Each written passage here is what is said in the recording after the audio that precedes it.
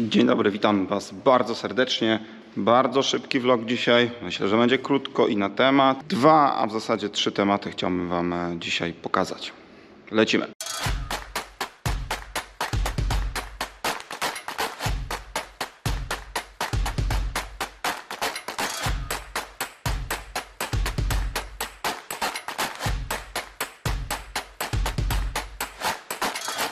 W 7530 Premium, ten, który był bohaterem ostatniego odcinka, gdzie raczej taki był odcinek o przemyśleniach. Mamy zmierzone ciśnienia na cylindrach. Ciśnienia wyszły w następujący sposób. Macie to teraz na ekranie.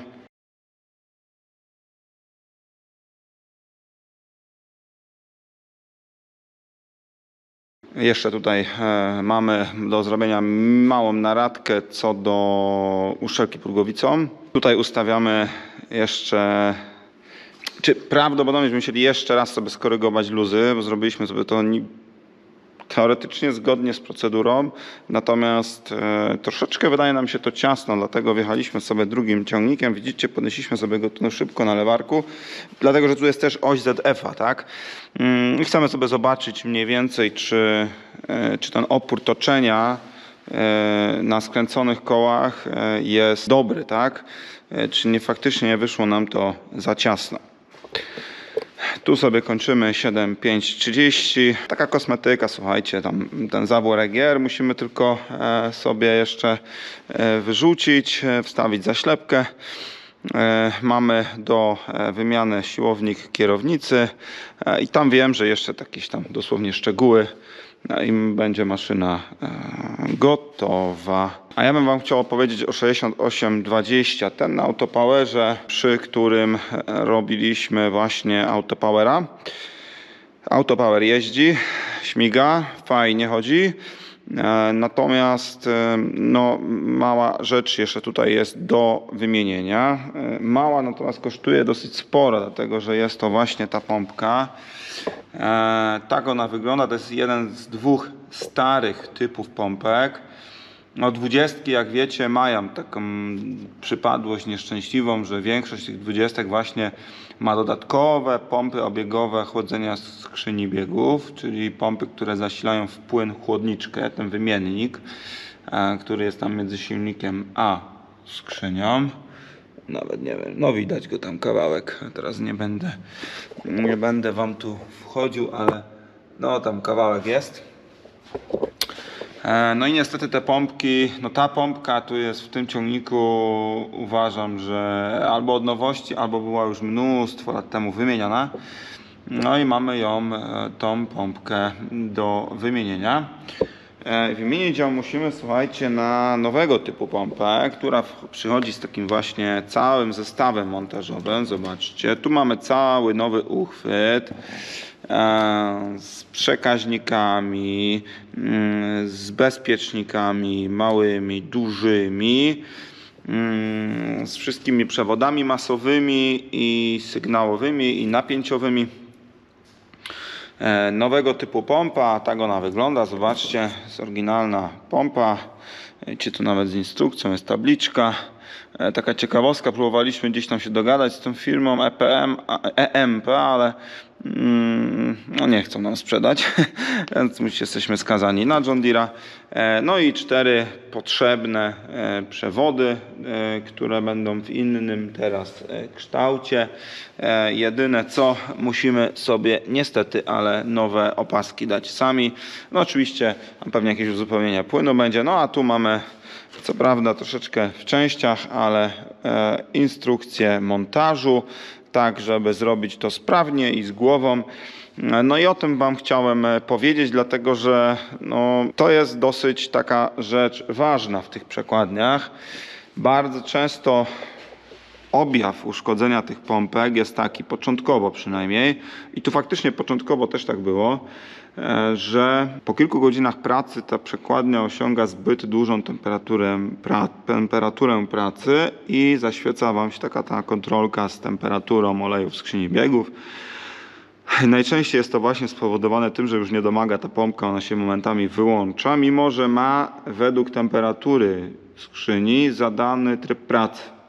Ona też nie pracuje cały czas, z tego co wiem. Dlatego ona tu jest połączona tyloma przewodami. Tak to wymyślono fabrycznie, że dostaje sygnały ze sterowników, moim zdaniem. No ale niestety nie pracuje wtedy, kiedy powinna. Natomiast tutaj jest już tak źle, że ona w ogóle praktycznie nie pracuje, mimo że przekładnia została zagrzana i dość szybko osiągnęła wysoką temperaturę. Zbadaliśmy sobie to, no i niestety, ale pompka już faktycznie nie pompuje w ogóle. Stąd decyzja taka ciężka, no bo wiadomo, że klient ma już tutaj jakąś kwotę do zapłaty, natomiast no ta pompa w zestawie tym właśnie w tej konwersji kosztuje niestety, ale no prawie 10 000 złotych. Plus jeszcze tutaj trzeba policzyć przekładkę. No, mam nadzieję, że to akurat będzie dosyć szybki temat. Natomiast no, nie zmienia to faktu, że ona być musi. Raczej decyzja tutaj padła, że montujemy rozwiązanie oryginalne. Natomiast gdzieś tam się spotkałem u kogoś, że gdzieś próbował to sobie zastąpić jakąś tam pompką inną, inaczej to rozwiązane było. Nie wiem, jak to zdaje egzamin. Nie mamy tylu tych skrzyń pod opieką i tak dużej populacji, żeby też to wytestować sobie tak docelowo. No bo wiadomo, że powerkładów w tych ciągnikach jest dużo więcej niż autopowerów, tak? No i taki drugi temat. Pytacie mnie często, czy kupić taki ciągnik serii 20 na właśnie autopowerze. I moja odpowiedź najczęściej brzmi nie. Dlatego, że no jest to jednak przekładnia droga w naprawie. Ja uważam, że to jest droga przekładnia w naprawie. Prostym przykładem jest ten 64 tutaj za mną. No, była jedna próba, nie wiem jaki tam koszt, kilkanaście tysięcy to kosztowało i teraz mamy efekt taki, że 70 może nie starczyć, bo została zniszczona po prostu ta skrzynia przez nieumiejętną naprawę. Natomiast te naprawy, które my robimy, niestety się nie chcą zamykać w 50 000. Nie wiem po prostu jak... Wiem, że ktoś to robi tam taniej, w sensie same przekładnie najczęściej bierze i robi, natomiast no, my bierzemy cały ciągnik, sprawdzamy dogłębnie działanie tej przekładni, no bo tam jest, się okazuje, wiele też defektów w tych przekładniach, niezwiązanych w ogóle z tym, że trzeba je rozbierać. No i teraz jak ktoś rozbierze taką przekładnię, to się może okazuje, że w ogóle niepotrzebnie to zrobił.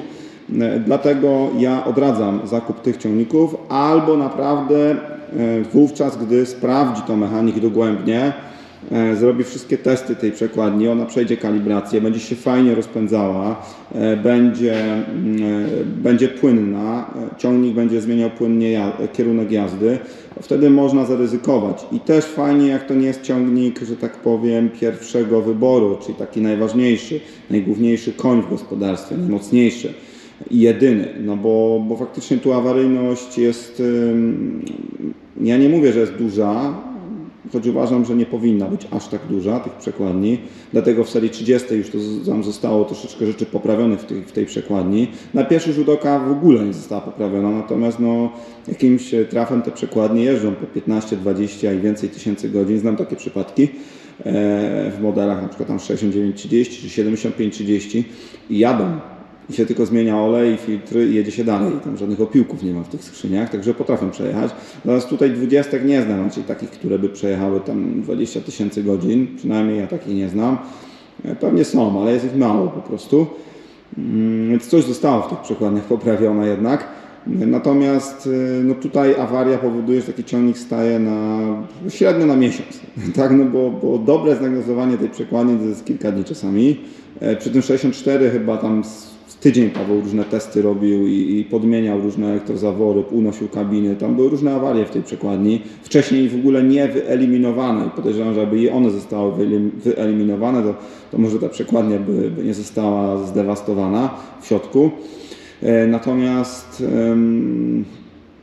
potem jeszcze trzeba ją rozebrać, co też zajmuje jednak chwilę. No, ja tu z różnymi mechanikami mam kontakt, znamy się. I sami oni mówią, że, a to są doświadczeni mechanicy, naprawdę, pracują w fachu dłużej niż my, że oni w tym czasie co takiego autopowera to naprawiliby 4 spokojnie, a aby się spieli to 5 powerkładów w tych samych godzinach. To sobie zobaczcie skalę skomplikowania, tak, i czasochłonności naprawy tej przekładni. Potem trzeba czekać za częściami, bo zawsze czegoś brakuje w Polsce. ZDF to tam ma działanie takie w Niemczech, no, że tam tydzień to trzeba liczyć co najmniej. A jeszcze czegoś zabraknie, czegoś nie doślą, potem się stoi. No i wychodzi na to, że 2 tygodnie czeka się za częściami, a potem trzeba tydzień tą przekładnię składać, wkładać do ciągnika, testować i miesiąc jak nic. Zakładamy, że nie masz żadnych poślizgów. A te też się zdarzają i to najczęściej jest tak, że na miejscu te poślizgi są, bo są różne inne awarie. No i niestety wychodzi tak, że macie ciągnik wyłączony najczęściej w najgorętszym momencie w sezonie z pracy, gdzie trzeba się odpychać usługami, najmem i tak dalej. To są kolejne koszty. Natomiast porównam Wam to faktycznie z taką przekładnią PowerQuad, gdzie no spokojnie zamykamy to w tygodniu od momentu rozebrania, w sensie wyjęcia tej skrzyni, a jeszcze wcześniej zdiagnozowania, pomierzenia sobie jej, wyjęcia, rozebrania, zamówienia części, gdzie najczęściej po godzinie, 2 magazynier u nas już 90% części wynosi mechanikowi na półkę, czyli one leżą u nas na magazynie, w przeciwieństwie do skrzyni automatycznych, tam nie trzymamy tych części. A brakujące części dojeżdżają zazwyczaj w 24 godziny od zamówienia, czyli kolejnego już dnia. Kwestia zregenerowania płyty znaczy bloku zaworowego, tej płaszczyzny od pompy jazdy, najczęściej daje się to uratować, a nawet jeżeli to obudowa też zazwyczaj jest w stanie do nas dojechać w 24 bądź 48 godzin i możemy taką przekładnię już składać. I teraz złożenie trwa tam spokojnie, spacerkiem, ze wszystkimi szczegółami, ze sprawdzeniem sprężynek, odkręceniem wszystkiego. 1 dzień. No i potem 1 dzień trwa włożenie, uzbrojenie, przetestowanie i tak dalej, kalibrację. Maszyna jest gotowa do wydania. Także w takim spokojnym scenariuszu jest to tydzień, abyśmy się mocno spieli, to jesteśmy w stanie to zrobić w 3-3,5 dnia. Jest skrzynia, naprawdę jest zrobiona, ze zdiagnozowaniem, ze sprawdzeniem ciągnika. No i zobaczcie, porównajcie sobie to, no nie idzie tego porównać. Oczywiście może ktoś tu się przyczepi, że się czepiam do John Deere'a. Nie, ja się nie czepiam, tylko po prostu stwierdzam fakty na podstawie tego, co my tutaj robiliśmy. Teraz jeszcze trzeci temat. Ktoś może powiedzieć, czemu to naprawiacie, John Deere każe wymieniać. Tak, każe wymieniać, tylko że wrócę do początku. 50 000 taka średnia u nas naprawa, a nowa przekładnia dzisiaj kosztuje 100 000. Tak? Bo takie ceny są tych przekładni, tak zdrożały. Raczej ciężko jest je wyrwać taniej. To są niewielkie różnice. Gdzie jeszcze na początku trzeba dać za tę skrzynię tam ponad 120, a potem John Deere tam zrobi zwrot za tą starą przekładnię, którą się odda, pod warunkiem, że przejdzie, że tak powiem, procedurę zwrotu, bo jeżeli będzie mocno uszkodzona, to i tak nie przejdzie, albo John Deere dostanie taką informację z ZDF-a, że no tak, możemy dać, ale tylko na przykład 3000 euro za tę skrzynię, a nie 6 czy tam 5. No i wówczas się okazuje, że ta przekładnia kosztuje ponad 100 000, plus tam trochę tej pracy naszej, więc no robią się tutaj spore koszty, naprawdę spore koszty, a nie ma tego w PowerQuadzie, tak? Więc no nie jest to takie wcale przyjemne. W nowszych ciągnikach jest to troszeczkę inaczej, bo ten ciągnik też ma większą wartość niż te ciągniki serii 20, no bo tam już jednak ta wartość ciągników no mieści się w 200 000, to tam rzadko te ciągniki są powyżej 200. Nawet przy tej inflacji gdzieś tam dobijamy, powiedzmy, przy jakichś tam fajnych egzemplarzach. Natomiast zazwyczaj to są ciągniki gdzieś tam w okolicach 150, nawet mniej tysięcy. No i teraz kup do tego przekładnię za 120. Jak to się ma po prostu, nie? A też słyszałem o takich historiach, że przekładnia z fabryki gdzieś tam też nie wytrzymała długo, aczkolwiek są poprawione, to trzeba powiedzieć. Raczej chodzą, bo też to już jest to już nowego typu przekładnia zazwyczaj, ale no jest to tak gigantyczny wydatek, że za to można drugi ciągnik czasami kupić, nie? Stan zostawiam jakby na osobny wątek, ale idzie kupić, nie? No to już mamy 2 ciągniki, jakby nie patrzeć, nie? Jakbyśmy mieli ciągnik na PowerQuadzie na przykład, czy na AutoQuadzie. Także no nie wiem, pozostawiam to do rozwagi, napiszcie w komentarzach, co myślicie o tym. Natomiast no, ja gdzieś tam zakup tych ciągników właśnie jako takich głównych lub pierwszych ciągników raczej odradzam, chyba że naprawdę po dogłębnym sprawdzeniu przez serwis, a taka dogłębna diagnoza, żeby tą skrzynię dobrze sprawdzić, dobrze wytestować, łącznie ze spuszczeniem oleju, gdzie właściciel sprzedający musi wyrazić zgodę na to, wcale nie musi, żeby było jasne. No to jest calutki dzień, żeby dobrze taką przekładnię wytestować i naprawdę sprawdzić wszystkie możliwe warianty, wykonać wszystkie testy, a jest ich tam naprawdę dużo. Cała szafka różnych narzędzi do tego jeszcze jest potrzebna. My sami nie mamy wszystkich i nawet nie wiem, czy mamy połowę, pewnie nie. No i niestety, ale to są też koszty, tak? A może wyjść naprawdę niezłe niespodzianki przy takiej sprzedaży, dlatego nikt tego nie robi. Po prostu ktoś to kupuje na swoje jakieś tam doświadczenie i swoje jakieś tam odczucia, no a potem niestety bywa różnie.